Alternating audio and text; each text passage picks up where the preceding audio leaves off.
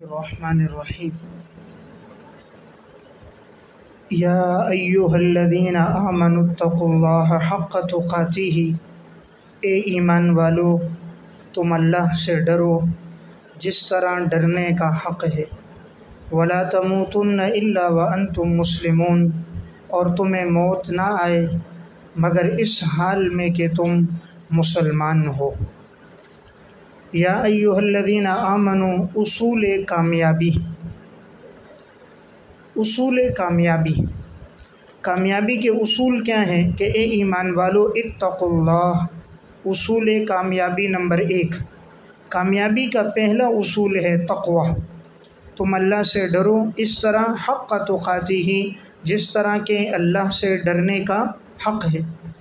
اللہ سے ڈرنے کا حق کیا ہے کہ ہر وقت انسان کے دل میں خوف خدا کی کیفیت ہو، یہ کیفیت مستحضر ہو کہ مجھے میرا رب دیکھ رہا ہے۔ جب یہ کیفیت انسان میں ہو تو انسان کبھی بھی اللہ کی نافرمانی نہیں کر سکتا، جب یہ ہو کہ اللہ مجھے دیکھ رہا ہے۔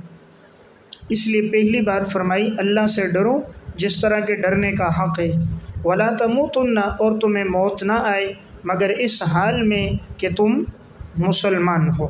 تو ولا تموتن اصول کامیابی نمبر 2، استقامت۔ اصول کامیابی نمبر 1 تھا تقوی، اور یہ نمبر 2 ہے استقامت۔ تو کامیابی کا دوسرا اصول کیا ہے کہ انسان کی زندگی میں استقامت ہو۔ اب یہاں سوال یہ ہوگا کہ یہاں یہ کہا گیا تمہیں موت نہ آئے مگر اس حال میں کہ تم مسلمان ہو۔ اب اسلام پہ مرنا یہ تو انسان کے اختیار میں نہیں ہے نا، یہ تو غیر اختیاری چیز ہے کہ انسان کی موت اسلام پر آئے۔ تو یہاں اللہ تعالیٰ نے غیر اختیاری چیز کا انسان کو کیسے مکلف بنایا؟ تو جواب یہ ہے کہ یہاں یہ حکم دیا گیا ہے کہ تم استقامت کے ساتھ ایمان پر زندگی گزارو۔ تو جب انسان ایمان پر زندگی گزارے گا تو موت بھی ایمان پر آئے گی۔ تو جیسی زندگی ویسی موت۔ تو جب زندگی ایمان پر گزرے گی تو اللہ موت بھی ایمان پر عطا فرمائے گا۔ تو یہ جو کہا گیا تمہیں موت نہ آئے مگر اس حال میں کہ تم مسلمان ہو، تو جواب یہ ہے کہ تم زندگی کس پہ گزارو؟ استقامت پہ گزارو۔ تو جب ایمان اور استقامت پہ زندگی گزرے گی تو موت بھی ایمان پر آئے گی۔ واعتصموا بحبل اللہ، اصول کامیابی نمبر 3، اور تم مضبوطی سے پکڑ لو اللہ کی رسی کو، جمیعاً سب مل کر اللہ کی رسی کو مضبوطی سے پکڑ لو۔ ولا تفرقوا، اور نہ جدا جدا ہو۔ واذکروا نعمت اللہ علیکم، اور تم یاد کرو اللہ کی نعمتوں کو جو تم پر ہیں۔ اذ کنتم اعداء، جب کہ تم باہم دشمن تھے۔ فألف بین قلوبکم، پس اللہ نے تمہارے دلوں کے درمیان محبت ڈال دی۔ فاصبحتم بنعمتہ اخوانا، اور تم ہو گئے اس اللہ کے احسان سے آپس میں بھائی بھائی۔ بنعمتہ، اللہ کے احسان سے تم ہو گئے آپس میں بھائی بھائی۔ وکنتم علی شفا حفرۃ من النار، اور تھے تم لوگ آگ کے گھڑے کے کنارے پر، آگ کے گھڑے کے کنارے پر۔ شفا معنی کنارہ، حفرہ معنی گھڑا۔ تم آگ کے کنارے کے گھڑے پر تھے۔ فَأَنْقَذَكُم مِّنْهَا، پس اس اللہ نے بچایا تمہیں منہا، اس آگ سے۔ كَذَلِكَ يُبَيِّنُ اللَّهُ لَكُمْ آيَاتِهِ، اسی طرح اللہ بیان کرتا ہے تمہارے لیے نشانیاں، لَعَلَّكُمْ تَهْتَدُونَ، تاکہ تم لوگ ہدایت پر قائم رہو۔ ترجمہ لکھیں، تاکہ تم لوگ ہدایت پر قائم رہو۔ واعتصموا بحبل اللہ، اصول کامیابی نمبر 3، التزام جماعت۔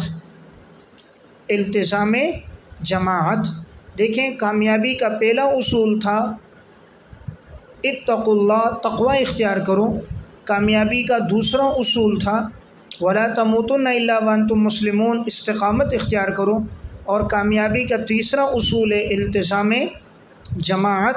جماعت کو لازم پکڑو، یعنی جدا جدا نہ ہو، تفرقوں میں نہ بڑھو، نہ بٹ جاؤ بلکہ اجتماعیت کو لازم پکڑو۔ تو واعتصموا بحبل اللہ، تو مضبوطی سے پکڑو اللہ کی رسی کو۔ بحبل اللہ سے کیا مراد ہے؟ نمبر 1 دین اسلام یا قرآن کریم، اللہ کی رسی یعنی دین اسلام یا اللہ کے قرآن کو مضبوطی سے پکڑو۔ دیکھیں اللہ نے قرآن کو تعبیر کس سے کیا؟ رسی سے۔ جس طرح رسی کو کوئی پکڑ لے تو یہ رسی ٹوٹ نہیں سکتی، چھوٹ سکتی ہے۔ رسی ٹوٹ نہیں سکتی، چھوٹ سکتی ہے۔ انسان خود رسی چھوڑ دے، معاذ اللہ دین چھوڑ کے مرتد ہو جائے، لیکن رسی ٹوٹے گی نہیں، کیونکہ رسی اب اللہ رب العزت کے پاس سے آ رہی ہے، تو یہ رسی مضبوط رسی ہے، اسلام کا کڑا ہے۔ ماقبل میں بھی بات گزری ہے، تم کڑے کو مضبوطی سے پکڑ لو، لن انفصام لہا، یہ کڑا کبھی ٹوٹنے والا نہیں ہے۔ تو گویا دین وہی ہے جو اللہ کی طرف سے آیا ہے، اپنی طرف سے اگر کوئی اضافہ کرے گا وہ دین نہیں ہے۔ دین بمنزل رسی، یہ ایک تعبیر میں اشارہ ہے۔ دین وہ ہے جو اللہ اور اللہ کے رسول کی طرف سے آیا، کوئی اپنی طرف سے اضافہ کرے گا تو من احدث فی امرنا ھذا ما لیس منہ فہو رد، تو وہ بدعت ہوگا۔ تم سب اللہ کی رسی کو جمیعاً سب مل کر پکڑو، ولا تفرقوا، نہ تم جدا جدا ہو جاؤ، یعنی تم انتشار نہ کرو، تفرقوں میں جماعتوں میں نہ بٹ جاؤ، اجتماعیت کو ملحوظ رکھو۔ دیکھیں مسلمانوں میں جب تک اجتماعیت تھی نا، اتفاق تھا، ساری دنیا پہ حکومت کرتے تھے۔ جب سے مسلمان آپس میں لڑنے لگ گئے، گروہ بن گئے، جماعتیں بن گئی، ایک دوسرے کے خلاف لڑنے لگے تو ان کی طاقت کمزور ہو گئی۔ اس لیے قرآن کریم کہتا ہے کہ تم اپنی طاقت کو برابر برقرار رکھو، آپس میں انتشار نہ کرو، ورنہ تمہاری جو ایمان اور قوت کی جو طاقت ہوگی یہ ختم ہو جائے گی۔ دشمن ہمیشہ یہ چاہتا ہے کہ ان کے آپس میں جماعتیں بنیں اور اختلاف ہو جائے اور ان کی طاقت برقرار نہ رہے۔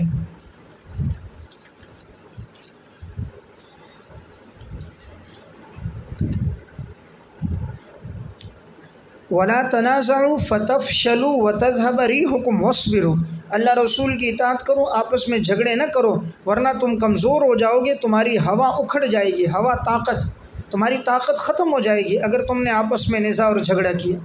معلوم ہوا آپس کے جھگڑوں سے اجتماعیت اور قوت باقی نہیں رہتی، اسی لیے اب انہوں نے جماعتیں بنا رہی، جیسے سیاسی جماعتیں بن گئی، اب ہر جماعت دوسری جماعت کو برا بھلا کہہ رہی، زندگی اسی میں گزر رہی ہے۔ اسی طرح دینی جماعتیں بن گئی، مختلف لوگوں کو جماعتیں بنا لی، مختلف فتنے کھڑے کر دیں، اب یہ سارے فتنے ہو گئے، جماعتیں ایک دوسرے کو برا بھلا کہہ رہی ہے، کوئی بھی اصل نظام کے لیے کوشش، خلافت کے نظام کے لیے، دین کے نفاذ کے لیے کوشش کرنے والے کم ہیں، ایک دوسرے کی ٹانگیں کھینچنے والے زیادہ ہیں۔ تو اصل مقصد کیا تھا؟ اجتماعیت ہے۔ اسی لیے قرآن کہہ رہا ہے کہ تم اللہ کی رسی کو مضبوطی سے پکڑو اور آپس میں جدا جدا نہ ہو۔ وَاذْكُرُوا نِعْمَةَ اللَّهِ، تذکیر انعامات، اور تم یاد کرو اللہ کی نعمتوں کو جو تم پر ہیں۔ اذ کنتم اعداء، تم آپس میں باہم دشمن تھے، فَأَلَّفَ بَيْنَ قُلُوبِكُمْ، انعام نمبر 1، پس اللہ نے تمہارے درمیان میں محبت ڈال دی، پس تم ہو گئے بِنِعْمَتِهِ، اللہ کے احسانات کے ساتھ، اخوانا، بھائی بھائی۔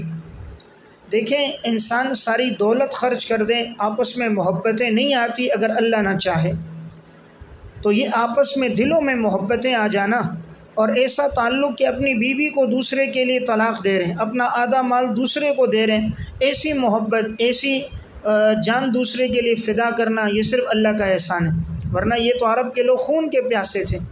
تو اللہ نے تمہیں آپس میں کیا ڈال دی؟ محبتیں ڈال دی۔ وَكُنْتُمْ عَلَى شَفَا حُفْرَةٍ، انعام نمبر 2، اور تم لوگ تھے آگ کے گھڑے کے کنارے پر۔ جو آدمی آگ کے گھڑے کے کنارے پر ہو تو وہ تھوڑی دیر کے بعد ہی آگ میں گر جائے گا، کیونکہ آگ کے قریب ہے، تو وقت گزرے گا وہ آگ میں گر جائے گا، تو اللہ نے اپنے پیغمبر کو بھیج کر تمہیں سیدھا راستہ بتا کر تمہیں اس آگ کے گھڑے سے بچا دیا۔ دیکھیں یہاں تشبیہ سمجھیں، ایک آگ جل رہی ہے اور آگ کے قریب گھڑا ہے اور تم کنارے پر ہو، نیچے کھڈا ہو اور اوپر کی جگہ پر آدمی کھڑا ہو، نیچے مٹی نہ ہو، تو اب یہ کسی وقت بھی گر سکتا ہے، اور گرے گا بھی نیچے تو نیچے کہیں گدا ایئر کنڈیشن کمرہ نہیں ہے، نیچے کیا؟ آگ۔ تو تم کھڑے تھے ایک گھڑے پر، اور گھڑے کے بھی کنارے پر، اور اس کنارے کے نیچے تھی بھی آگ، اور اس آگ سے جس نے بچایا تم اس کا احسان مانو، جائے کہ تم آپس میں دوبارہ لڑ رہے ہو۔ تو یہ اللہ کا بڑا احسان کہ اس نے دین کے ذریعے تمہیں اس آگ سے بچا دیا۔ فَأَنْقَذَكُم مِّنْهَا، پس بچایا تمہیں منہا اس آگ سے۔ كَذَلِكَ يُبَيِّنُ اللَّهُ لَكُمْ آيَاتِهِ، اسی طرح اللہ بیان کرتا ہے تمہارے لیے اپنی نشانیاں تاکہ تم لوگ ہدایت پر قائم رہو۔ وَلْتَكُم مِّنكُم، اصول کامیابی نمبر 4، تبلیغ دین۔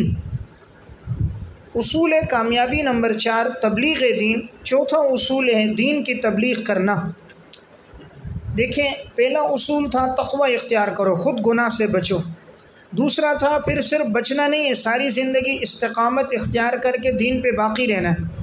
تیسرا تھا دین پر خود بھی رہو، اتفاق اتحاد سے چلو، انتشار نہ کرو تاکہ تمہاری طاقت برقرار ہو۔ جب تینوں باتیں آ گئی، اب کا نمبر 4 دعوت بھی دو، اوروں کو بھی دین میں لاؤ۔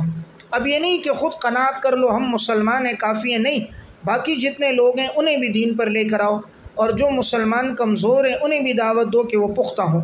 وَلْتَكُم مِّنكُم، چاہیے کہ تم میں ہو ایک جماعت، يَدْعُونَ إِلَى الْخَيْرِ، کہ وہ بلائیں لوگوں کو خیر کی طرف، وَيَأْمُرُونَ بِالْمَعْرُوفِ وَيَنْهَوْنَ عَنِ الْمُنْكَرِ، اور وہ حکم دیں نیکی کا اور روکیں منکر کام سے، وَأُولَٰئِكَ هُمُ الْمُفْلِحُونَ، اور یہی لوگ کامیاب لوگ ہیں۔ دیکھیں اس میں اللہ رب العزت نے فرمایا ایک جماعت ہونی چاہیے، یہاں منکم میں من تبعیضیہ ہے۔ وَلْتَكُم مِّنكُم، تمہارے اندر ایک جماعت ہو۔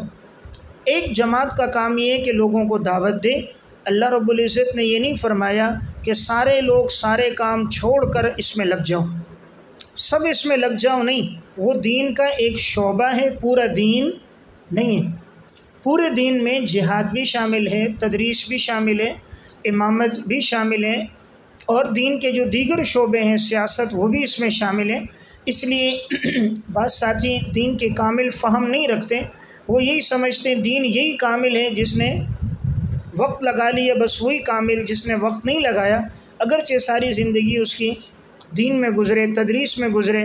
سوال ہے آپ نے چلا 4 مہینے لگائے، اگر نہیں لگائے تو گویا اللہ کے راستے میں وقت لگایا۔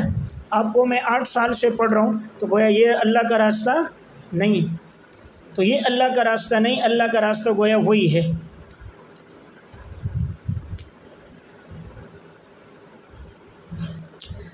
چل بھائی، وَلْتَكُم مِّنكُمْ أُمَّةٌ يَدْعُونَ إِلَى الْخَيْرِ، چاہیے کہ تمہارے اندر ایک جماعت ہو جو لوگوں کو دعوت دیں خیر کی طرف۔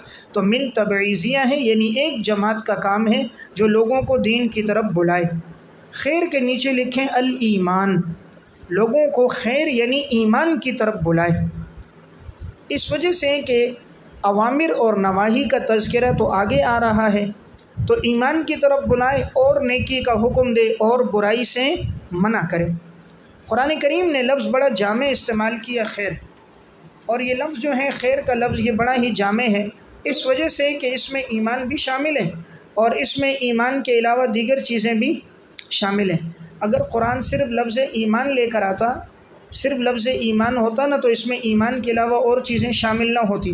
قرآن نے لفظ خیر کہا تو اس میں ایمان بھی شامل ہے اور دیگر بھی نیکیاں بھی شامل ہیں۔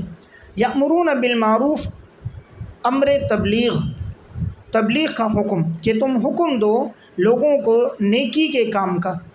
دیکھیں یہاں لفظ ہے معروف، معروف بڑا جامع لفظ ہے، معروف بڑا جامع لفظ ہے، ہر نیکی کے کام کو شامل ہے، مستحب سے لے کر فرض تک سب کو شامل ہے۔ منکر کا لفظ بھی بڑا جامع ہے، حرام سے لے کر اب مکروہ تک ہر ایک پر منکر کا اطلاق ہو جاتا ہے۔ تو قرآن کریم کی یہ تعبیر بڑی فصیح تعبیر ہے۔ معروف کا حکم دو، اس میں مسنون عمل، مستحب عمل، واجب عمل، فرض عمل سب شامل ہیں۔ اگر قرآن کہتا نا یأمرون بالفرض یا یأمرون بالواجب یا سنن تو یہ تو خاص ہو جاتا۔ قرآن نے کہا معروف دو، یہ سب کو شامل ہے، منکر سے روکو، یہ سب کو شامل ہے۔ پھر یأمرون فعل مضارع، یہ اشارہ استمرار اور دوام کی طرف کہ نیکی کا حکم ہمیشہ لوگوں کو دینا ہے، یہ نہیں آج دیا تو کل چھوڑ دیا، بلکہ لوگوں کو دین کی دعوت میں استمرار اور دوام ہونا چاہیے، ہمیشہ دینی چاہیے۔ اسی طرح برائی سے ہمیشہ روکنا چاہیے۔ یہ بھی معلوم ہوا یہ دونوں ذمہ داریاں ہیں، امر بالمعروف بھی ذمہ داری ہے اور نہی عن المنکر بھی ذمہ داری ہے۔ صرف ایک کو لازم پکڑ لینا، دوسرے کو چھوڑ دینا یہ درست نہیں ہے، دونوں کا اہتمام ہونا چاہیے۔ البتہ نہی عن المنکر میں درجات ہیں۔ حدیث میں آپ صلی اللہ علیہ وسلم نے فرمایا من رأى منکم منکرا فلیغیرہ بیدہ فإن لم يستطع فبلسانہ فإن لم يستطع فبقلبہ وذلک اضعف الایمان۔ صحیح مسلم کی روایت ہے، سب سے پہلے ہاتھ سے روکو۔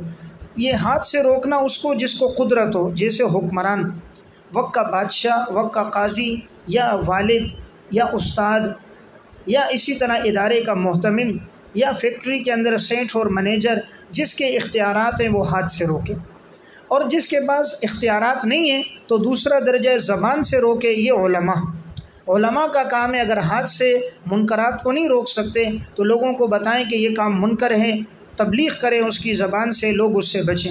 اگر زبان سے بھی نہیں کر سکتے، تیسرا درجہ عوام کا ہے تو کم از کم دل میں اس کو برا جانے۔ تو پہلا کام ہے تغییر ہاتھ سے روکنا، اس لیے جس کا جتنا اختیار ہے وہ اپنے ہاتھ سے منکر کو روکے، نہ ہو تو زبان سے منع کرے، وہ اختیار بھی نہ ہو تو دل میں برا جانے۔ اولئک هم المفلحون، ثمرہ یہی لوگ کامیاب لوگ ہیں۔ ولا تکونوا کالذین تفرقوا، اور وعید بر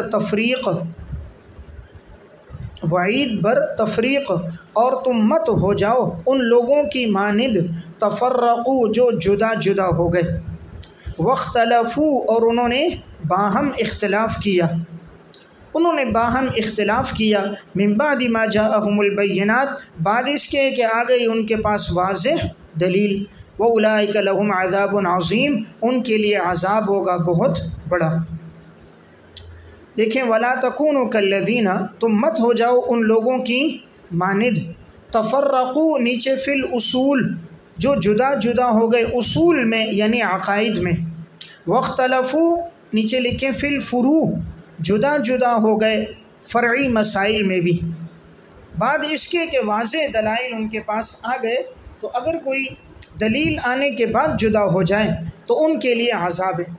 دیکھیں یہ اس وقت ہوگا جب کہ نص قطعی کی کوئی مخالفت کرے، نص قطعی عقائد میں ہو یا اعمال میں کوئی نص موجود ہو اور کوئی اختلاف کرتا ہے تو اس کے لیے عذاب ہے۔ لیکن اگر نص قطعی موجود نہ ہو تو فقہا کا جیسے آپس میں فرعی چیزوں میں اختلاف ہوتا ہے، وہاں نصوص نہیں ہوتے یا نصوص ہوتے ہیں اور بظاہر ان میں تعارض ہوتا ہے، تو ایسے مسائل میں وہ جو اختلاف کرتے ہیں وہ اس میں شامل نہیں ہے۔ وہ اختلاف تو امت کے لیے رحمت ہے۔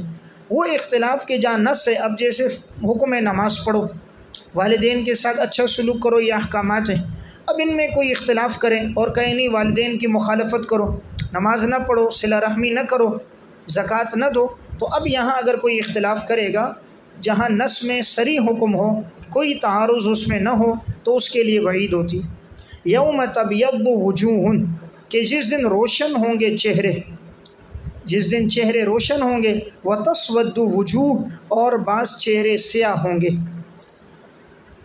فَأَمَّا الَّذِينَ اسْوَدَّتْ وُجُوهُهُمْ، انجام مجرمین، پس وہ لوگ کہ جن کے چہرے سیاہ ہوں گے، اس کے بعد عبارت ہے فَيُلْقَوْنَ فِي النَّارِ، وجوہہم کے بعد عبارت محذوف ہے، فَيُلْقَوْنَ فِي النَّارِ، ان کے چہرے سیاہ ہوں گے پس انہیں ڈال دیا جائے گا جہنم میں، وَيُقَالُ لَهُمْ اور ان سے کہا جائے گا اَكَفَرْتُمْ بَعْدَ ایمانکم، کیا تم نے ایمان لانے کے بعد کفر کیا، فَذُوقُوا الْعَذَابَ بِمَا كُنْتُمْ تَكْفُرُونَ، پس تم چکھو عذاب کو بسبب اس کے کہ تم کفر کرتے تھے، تم انکار کرتے تھے۔ دیکھیں یہاں اللہ رب العزت نے فرمایا بعض لوگوں کے چہرے روشن ہوں گے اور بعض لوگوں کے چہرے سیاہ ہوں گے۔ اب دیکھیں روشن چہروں والوں کا ذکر آگے آ رہا ہے اور سیاہ چہروں والوں کا ذکر اللہ نے پہلے کر دیا۔ ہونا تو یہ چاہیے تھا کہ روشن چہرے کا ذکر پہلے ہوا تو تشریح میں بھی روشن چہرے کا ذکر پہلے ہوتا، لیکن اجمال میں روشن کا ذکر پہلے ہے اور تفصیل میں سیاہ چہرے کا تذکرہ پہلے آیا۔ تو ایک وجہ تو اس کی یہی ہے کہ تسود وجوہ جب ذکر ہوا تو اس کے ساتھ مناسبت سے وجوہ کی تشریح بھی کر دی، تو چونکہ قریب تھا تو قریب میں تسود وجوہ ذکر ہوا سیاہ چہرے، تو اسی مناسبت سے سیاہ چہروں کی تشریح کر دی، اور جب سیاہ چہروں کی تشریح ہو گئی تو روشن چہروں کی وضاحت خود بخود ہو گئی۔ اور نمبر 2، اس کی طرف رغبت دلانے کے لیے، شوق پیدا کرنے کے لیے، ترغیب کے لیے اس کو آخر میں ذکر کیا کہ جب گناہگاروں کے چہرے سیاہ ہوں گے تو خیال آیا ایمان والوں کا کیا حال ہوگا، تو آگے آ رہا ہے وَأَمَّا الَّذِينَ ابْيَضَّتْ وُجُوهُهُمْ، پس وہ لوگ جن کے چہرے روشن ہوں گے، ففی رحمت اللہ، پس وہ اللہ کی رحمت میں ہوں گے، ہم فیہا خالدون، اور وہ اللہ کی رحمت میں رہیں گے ہمیشہ۔ اب یہاں جن لوگوں کے چہرے سیاہ ہوں گے، دیکھیں انسان کا جو ظاہر ہے یہ اس کے باطن کا عکس ہوتا ہے۔ اگر باطن اندر روشن ہوتا ہے تو ظاہر بھی روشن ہوتا ہے، اگر باطن سیاہ ہوتا ہے تو ظاہر بھی سیاہ ہوتا ہے۔ جن کا اندر روشن ہوتا ہے پھر اللہ ان کے ظاہر کو بھی روشن، ان کی گفتگو کو بھی روشن رکھتا ہے، ان کی بات میں بھی مٹھاس، اور دلوں میں اللہ لوگوں کے ان کے لیے محبت بھی ڈال دیتا ہے۔ جن کے اندر سیاہ ہوتے ہیں حرام کھا کے، سود کھا کے، کفر کر کے، تو ان کے چہروں پر، ان کی زبانوں پر، گفتگو میں بھی وہ نحوست ٹپکتی نظر آتی ہے۔ تو اللہ نے کہا جن کے چہرے سیاہ ہوں گے، تو آگے میں نے آپ کو عبارت بتائی فَيُلْقَوْنَ فِي النَّارِ، پس انہیں ڈال دیا جائے گا جہنم میں، اور ان سے کہا جائے گا تم نے کفر کیا ایمان لانے کے بعد۔ اب اس جملے کا مطلب سمجھیں، اکفرتم بعد ایمانکم، کہ تم نے ایمان کے بعد کفر کیا، اس کا کیا مطلب ہے؟ نمبر 1، پہلا یہ کہ یہ خطاب ہے مرتدین کو، کہ مرتدین انہوں نے ایمان لانے کے بعد کفر کیا۔ مرتد کہتے ہیں جو ایمان لائے اور پھر کفر کر لیں، تو اللہ رب العزت فرما رہے ہیں کیا تم لوگوں نے ایمان لانے کے بعد کفر کیا، یعنی مرتد ہو گئے۔ نمبر 2، یہ منافقین کو خطاب ہے جو ظاہری طور پر ایمان لائے تھے لیکن دل سے ایمان نہیں لائے تھے، تو اللہ نے کہا تم نے ظاہر میں ایمان لایا پھر کفر کر دیا اندر سے، دل سے۔ یہ نمبر 3، یہ یہود و نصارہ کو خطاب ہے کہ وہ حضور کی بشارتیں لوگوں کو سناتے تھے، اور جب رسول اللہ صلی اللہ علیہ وسلم آ گئے تو انہوں نے انکار کر دیا۔ تو اللہ نے کہا ایمان کے بعد کفر کر رہے ہو، پہلے تو یہ بشارتیں لوگوں کو سناتے تھے، اور جب حضور آ گئے تو تم نے ان بشارتوں کا انکار کر دیا، تو گویا ایمان کے بعد تم نے کفر اختیار کیا۔ یا نمبر 4، یا اس سے مراد یہود ہیں، اور ان کے ایمان لانے سے مراد ایمان بالتورات۔ اللہ نے کہا تم تورات پر ایمان لاتے ہو پھر بھی کفر کر رہے ہو، یعنی تورات میں تو حضور کی نشانیاں ہیں، تو تم تورات پر ایمان لانے کے باوجود کیسے کفر کر رہے ہو؟ بات سمجھ گئے؟ یہ تو مراد اس سے۔ یا نمبر 5، ایمان لانے کے بعد کفر، ہر آدمی پیدا کس پر ہوتا ہے؟ ایمان پر۔ کل مولود یولد علی الفطرہ، ہر انسان فطرت اسلام پر پیدا ہوتا ہے۔ فَأَبَوَاهُ يُحَوِّدَانِهِ أَوْ يُنَصِّرَانِهِ أَوْ يُمَجِّسَانِهِ، ماں باپ اس کو یہودی نصارہ یا مجوسی بناتے ہیں، تو گویا تم فطرت ایمان پر پیدا ہوئے، اب تم نے کفر کر دیا، یعنی اپنی فطرت کو تم نے کیوں سلب کیا؟ اس ماحول کو اپنا کر فطرت کو کیوں تم نے ختم کیا؟ تو یہ مراد ہوگا۔ یا نمبر 6، اس سے مراد فساق فجار اگر ہوں تو کہا تم نے کافروں والے کام کیے، یعنی اکفرتم بعد ایمانکم، ایمان لائے ہو اور کفر والے کام کر رہے ہو، تو مراد کفر کرنا نہیں ہوگا بلکہ کفر والے کاموں کا ارتکاب کرنا ہوگا۔ بہرحال یہ میں نے آپ کو متعدد توجیحات بتا دی۔ اکفرتم بعد ایمانکم، کیا تم نے ایمان کے بعد کفر کیا، پس چکھو تم عذاب کو بسبب اس کے کہ تم نے کفر کیا۔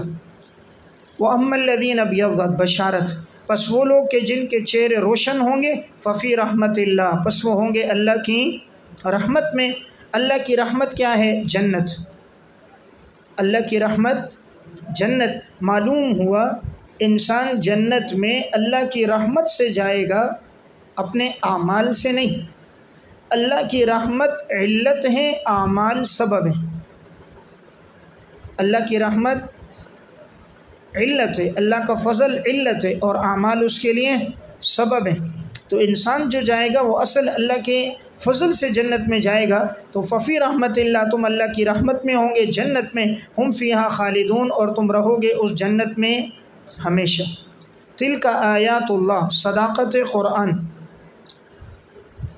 اب جب مومنین اور کفار کا تذکرہ ہوا تو اب آگے قرآن کریم کا تذکرہ ہے۔ مومن کی نشانی یہ ہے وہ قرآن کریم کی تلاوت کرتا، ان احکامات کو پڑھتا اور تسلیم کرتا ہے۔ تلک آیات اللہ نتلوہا علیک بالحق، بس یہ اللہ کی نشانیاں ہیں جو ہم پڑھتے ہیں آپ پر حق کے ساتھ، جو ہم پڑھتے ہیں آپ پر حق کے ساتھ۔ وما اللہ یرید ظلما للعالمین، پس نہیں اللہ ارادہ کرنے والا کہ وہ جہان والوں پہ ظلم کرے۔ اللہ تعالیٰ جہان والوں پر ظلم کرنے کا ارادہ نہیں کرتا۔ عنوان ہے عدالت باری تعالیٰ۔ عدالت باری تعالیٰ، اللہ تعالیٰ کی عدالت۔ اللہ تعالیٰ ہمیشہ انصاف پہ چلتا ہے، اللہ کبھی بھی جہان والوں پر ظلم نہیں کرتا۔ وَلِلَّهِ مَا فِي السَّمَاوَاتِ وَمَا فِي الْأَرْضِ، مالکیت باری تعالیٰ، اللہ ہی کے لیے بادشاہت آسمانوں میں اور زمینوں میں۔ وَإِلَى اللَّهِ تُرْجَعُ الْأُمُورُ، اور اسی اللہ کی طرف تمام امور کو لوٹایا جاتا ہے۔ کنتم خیر امت، فضیلت امت محمدیہ، فضیلت امت محمدیہ۔ دیکھیں ماقبل میں جو اصول کامیابی بیان ہوئے تھے ان میں چوتھا اصول کیا تھا؟ تبلیغ۔ تو اب اللہ رب العزت نے اسی وضاحت سے بیان کیا کہ بہترین امت تم ہو، اس لیے کہ تم لوگوں کو دین کی دعوت دیتے ہو۔ کنتم خیر امت، تم بہترین امت ہو۔ اخرجت للناس، کہ تم نکالے گئے ہو لوگوں کے نفع رسانی کے لیے، لوگوں کے لیے یعنی لوگوں کے نفع رسانی کے لیے، نفع پہنچانے کے لیے تم نکالے گئے ہو۔ تأمرون بالمعروف، اسباب خیریت، کہ تم حکم دیتے ہو بھلائی کا، نمبر 1، وتنہون عن المنکر، اور نمبر 2 تم روکتے ہو برائی سے، وتؤمنون باللہ، اور تم ایمان لے کر آتے ہو اللہ پر، نمبر 3، ولو آمن اہل الکتاب، ترغیب ایمان لأہل الکتاب، اہل کتاب کو ترغیب ایمان ہے۔ اگر ایمان لے کر آتے اہل کتاب، لکان خیر لہم، تو البتہ یہ بہتر ہوتا ان کے لیے، منہم المؤمنون، ان میں سے بعض لوگ ایمان لے کر آئے ہیں، واکثرہم الفاسقون، لیکن اکثر لوگ ان میں فاسق ہیں۔ فاسق ہیں نیچے کافر ہیں، یعنی کامل فاسق ہیں، اور کامل فاسق کون ہے؟ کافر ہے۔ دیکھیں اللہ رب العزت نے فرمایا کہ تم بہترین امت ہو، خیر امت۔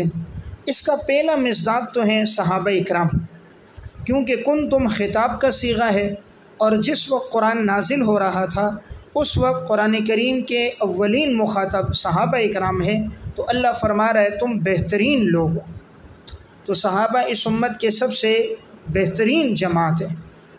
اب جو انہیں برا بلا کہہ رہا ہے تو گویا کہ وہ اللہ کے قرآن پر اعتراض کر رہا ہے۔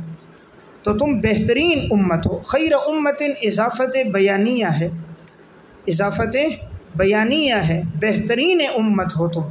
اصل ترجمہ اس کا یوں ہونا چاہیے، نون کے کسرے کے ساتھ تم بہترین امت ہو، یعنی جب صحابہ مخاطب ہوں گے کہ تم بہترین امت ہو، اور بعد والے بھی اس میں شامل ہیں، اس لیے کہ العبرۃ لعموم اللفظ لا لخصوص المورد، اعتبار عموم لفظ کا ہوتا ہے، شان نزول کا نہیں ہوتا۔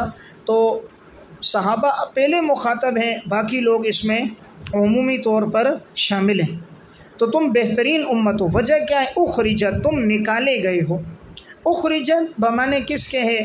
اظہرت، ظاہر کیے گئے۔ اخرجت مجہول کے ساتھ کرو تو اظہرت، تم ظاہر کیے گئے ہو۔ دیکھیں یہاں اللہ نے مجرد سے استعمال نہیں کیا کہ خرجت، تم نکلے ہو، بلکہ باب افعال یعنی مزید سے استعمال کیا، تم نکالے گئے ہو۔ معلوم ہوا تم خود نہیں نکلے، کس نے؟ اللہ نے تمہیں نکالا، یعنی اس کام کا حکم تمہیں اللہ نے دیا، اللہ نے تمہیں نکالا۔ اب یہاں اخرجت للناس ہے، تمام لوگوں کو دعوت دینی ہے، صرف اخرجت للمومنین نہیں کہا، اخرجت للناس کہا، یعنی تم نے جو دین کی دعوت دینی ہے وہ تم نے اپنا منشور عام رکھنا ہے، کفار کو بھی دعوت دینی ہے اور مسلمانوں کو بھی دعوت دینی ہے، سب کو دعوت دینی ہے، للناس ہے۔ اب دعوت میں تأمرون بالمعروف، نمبر 1 تم نے حکم دینا ہے معروف کا، تو یہ بھی عام ہے، معروف میں سب چیزیں شامل ہو گئی، یعنی فرائض سے لے کر مستحبات تک تمام چیزوں کا حکم دینا ہے۔ وتنہون عن المنکر، اور نمبر 2 تم نے روکنا ہے منکر سے۔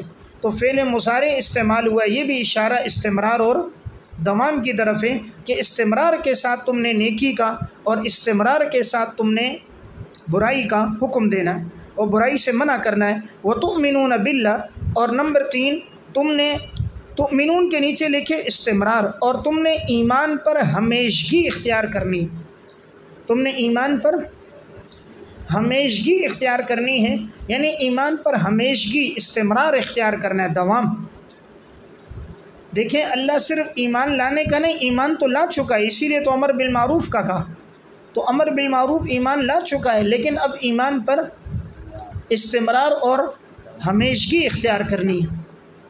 اب یہاں سوال یہ ہوتا ہے کہ ایمان کا ذکر تو پہلے ہونا چاہیے تھا اور امر بالمعروف اور نہی عن المنکر کا تذکرہ بعد میں ہونا چاہیے تھا، حالانکہ یہاں تو برعکس ہے۔ جواب اس کا یہ ہے، دیکھیں یہ مقام امر بالمعروف ہے، تو یہ مقام امر ہے، اس لیے امر بالمعروف کو پہلے لایا۔ اس کی مثال یوں ہیں، جیسے آپ نے مختصر المعانی میں پڑھا ہوگا، انہوں نے کہا اقرأ بسم ربک الذی خلق، اب وہاں پر اللہ کے نام کا تذکرہ بعد میں اسم ربک، اور اقرأ کا ذکر پہلے ہے، ہونا چاہیے کہ اللہ کا نام پہلے ہوتا، اقرأ بعد میں ہوتا، تو لیکن وہاں ہے کہ یہ مقام تعلیم ہے، یہ مقام تعلیم ہے، اس لیے اقرأ کو پہلے لایا، تو یہ مقام امر بالمعروف ہے، اس وجہ سے اس کو پہلے لایا، یعنی اس کی اہمیت بیان کرنے کے لیے۔ ترتیب بیان کرنا مقصود نہیں ہے، ترتیب تو وہی ہے کہ پہلے ایمان بعد میں اعمال، لیکن یہاں جو پہلے لایا وہ اہمیت اور عظمت شان بیان کرنے کے لیے کہ یہ مقام امر بالمعروف ہے، تو اہمیت کے لیے اس کو پہلے ذکر کر دیا۔ یا نمبر 2 یہ جواب دو کہ واو جو ہے یہاں پر ترتیب کے لیے نہیں، جمع کے لیے، واو جمع کے لیے کہ پہلے ایمان لے کر آؤ، پھر نیکی کا حکم دو اور برائی سے منع کرو، واو جمع کے لیے۔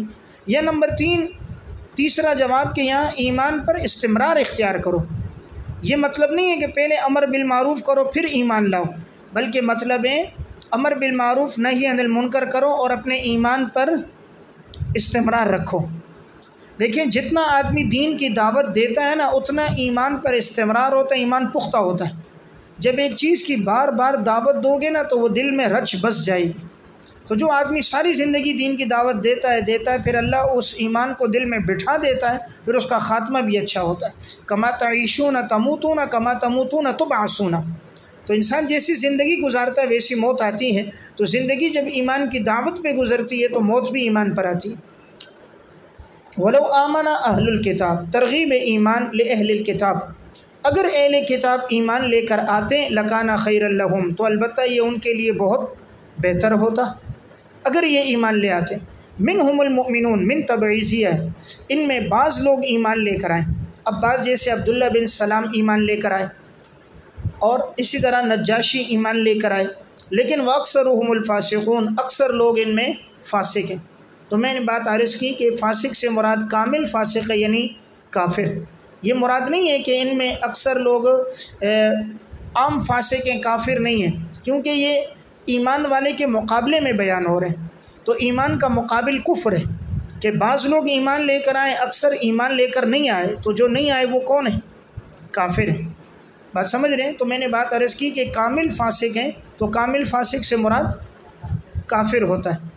لن یضروکم الا اذی، تسلی مومنین، ہرگز وہ تمہیں ضرر نہیں پہنچا سکتے مگر تھوڑا سا، نہیں وہ تمہیں ضرر اور نقصان پہنچا سکتے مگر تھوڑا سا، وَإِن يُقَاتِلُوكُمْ، اور اگر وہ لڑیں تم سے، يُوَلُّوكُمُ الْأَدْبَارَ، تو تمہاری طرف پیٹھ پھیر دیں گے، تمہاری طرف پیٹھ پھیر دیں گے، ثُمَّ لَا يُنصَرُونَ، اور پھر ان کی مدد نہیں کی جائے گی۔